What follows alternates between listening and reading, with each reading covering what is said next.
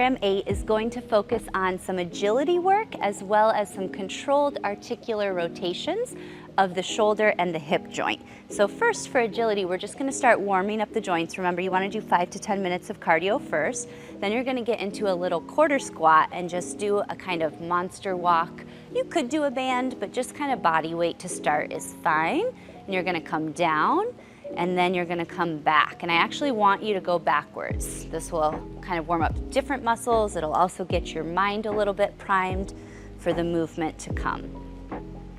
Once you've done that down and back, I'm gonna have you turn lateral and kind of do the same thing. You're gonna do a little lateral lunge, then drag the foot, lateral lunge, drag the foot, and just do that coming down.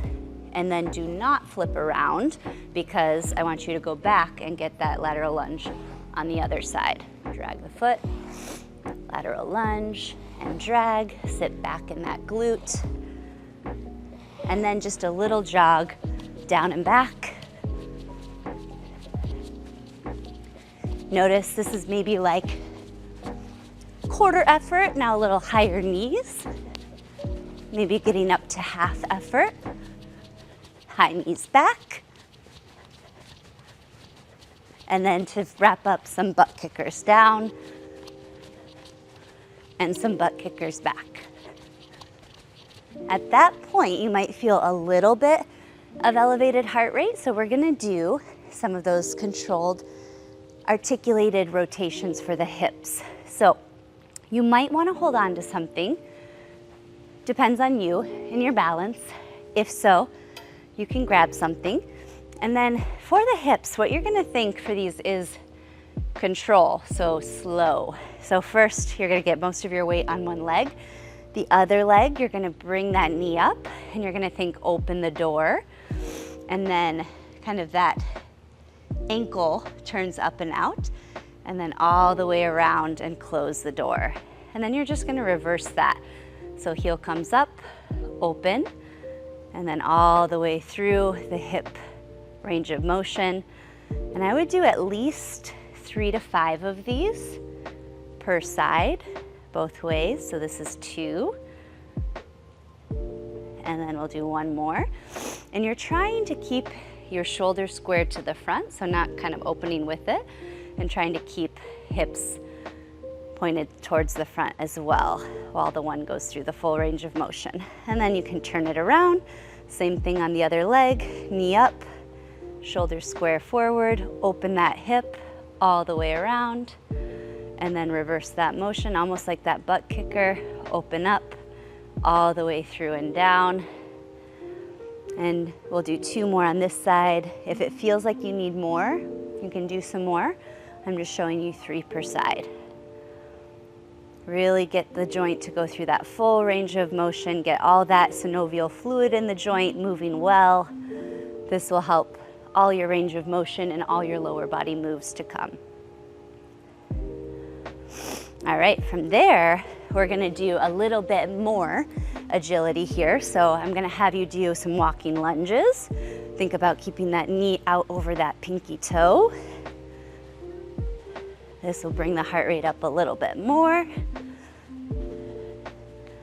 And then the lateral lunge to the side, like before, but a little bit quicker pace. Halfway through, you can flip it around, get that other side as well.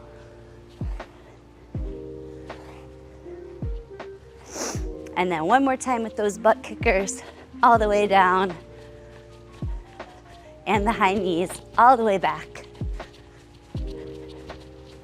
Make sure you're not running into anything. And then a quick sprint down, about 10 yards, and sprint back. Now, if you don't have the space for all of that, you could do those things in place as well. You can butt kick in place, you can high knee in place. But if you have the space, it's a little more natural. You see the heart rate, it's elevated, right? So then you're gonna do controlled articular rotations for the shoulder. So for this, you're gonna think thumb up, raise the arm as high as you can.